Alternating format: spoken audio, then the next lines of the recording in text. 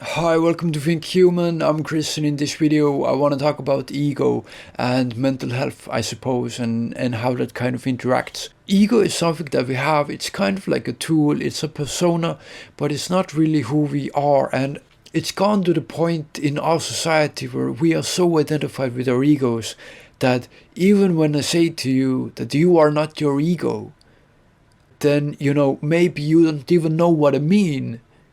Maybe you don't even know what I mean. And that is so strange. I hope you do know what I mean. Ego is this construct. Ego is sort of having all these past experiences and this kind of persona that you have formed. I guess it kind of is your personality, but not the true deep something that is inside. Ego is skin deep, ego is superficial, and many people can live a good life while identifying with their egos, but something I truly want to get across, if there's one thing, then it is that you are not your ego. You are not the voice that talks in your head. You are not the voice that says bad things. You are not the voice that says negative things about yourself or your life. You are not the thing that worries about existence. You are not the thing that is depressed. You are none of those things. There's an interesting kind of art to it, and I hope I get better at it. I don't know exactly how to do it, but I do hope I get better at it. That there's this way of speaking that you can do that sort of pulls people out from their egos, and they start to little bit kind of feel what it's like to not have ego, to truly come to the realization that you are not your ego. Behind that ego, behind that personality, behind that identifying with whatever stuff you think you are, behind that, there is something much more and deeper and pure and beautiful and blissful and amazing and incredible feeling. And that is the experience of pure consciousness. That is what we are at the end of the day. You are the one that's listening to the ego. You are the one that pays attention to the ego. You are the one that observes the ego saying all these things that, like, oh, I feel hungry, I feel tired, I feel angry at this thing, I feel upset and sad, I feel exhausted and tired, whatever. You are the one that observes that. Is one of the best ways that I could put it. You are the one that observes that, not the one who says that. It's really easy for people to get it mixed up, and for them to identify with that voice and to think that they are that voice. But that voice is not you. And that is an incredible truth that I wanted to share. Like, you get it, or it takes time to get it, and that is totally fine too, or you don't get it. This is not some new age belief, this is not something like that. This is just a fundamental truth about us as human beings. And to realize that truth is to get rid of an incredible burden that we otherwise have. And it is incredibly liberating to just be the one and to know that you are the one that is just experiencing existence.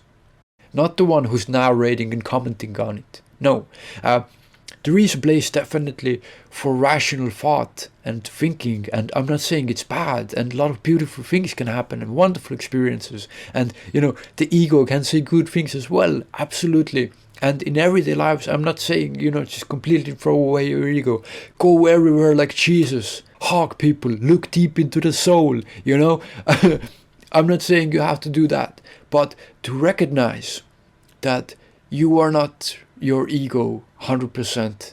That is not correct. You are not your ego. You are something different. You are something behind that. You are something deeper than the ego. And that is a great thing to realize. And, by the practice of meditation, you can get close to that. By the practice of just kind of feeling it. By the practice of contemplation, you can get at it. And it's incredible. One of the greatest realizations that I have had in my short life so far was that I am not my ego. I am not my ego, and you are not your ego either. it goes to a ridiculous realm to the extent, well, ego is a really useful tool in our everyday life. We function with egos. This is just useful. We go into the social roles and just to behave normally in social situations, ego is a really beneficial thing to have. Arguably, without ego, you do even better. But in places like work or business or whatever, you have to maintain the ego. So essentially the greatest realization is that we are not our egos. It's really important that we become self-aware of our ego and what it truly is. The ego is essentially the voice in your head that says stuff to you. Ego is this construct of who you say you are. And you can tell really egoistic people who identify with too many things that are not really them. In the purest form, we as human beings, at least I would argue, but I don't think it will take a long time to scientifically prove that the sort of true reality of our being, of who we are as human beings, is true consciousness. And true consciousness in the sense of we are the ones who observe everything else happening. We are here looking out at the world, observing and experiencing everything that is happening. And that one that is experiencing is not the ego. They are not the same thing. That is really important realization to have. You can get a glimpse of this by meditation, for example. When you close your eyes, and when you think of nothing, when you just focus on breathing or something like that, then you are still here. You are still experiencing the world. And there is nothing else going on. There is no identifying with the ego. There is no, my name is this and I'm this much old and this is my job and, this is how I'm like and all of that. There is none of that going on. There is just observation of the experience of being conscious. And that is a pure and beautiful experience. And I think, we should be after that more. There is so much focus on physical health, but not nearly enough focus on mental health.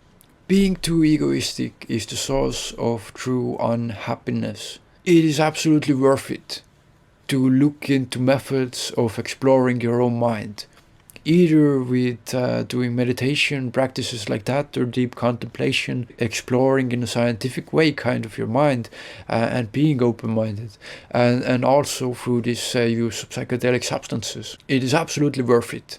One of the best experiences of my entire life. So this is just what I wanted to share with you. If you have any questions or any ideas, please share them in the comments. And of course, thank you so much for watching and take care.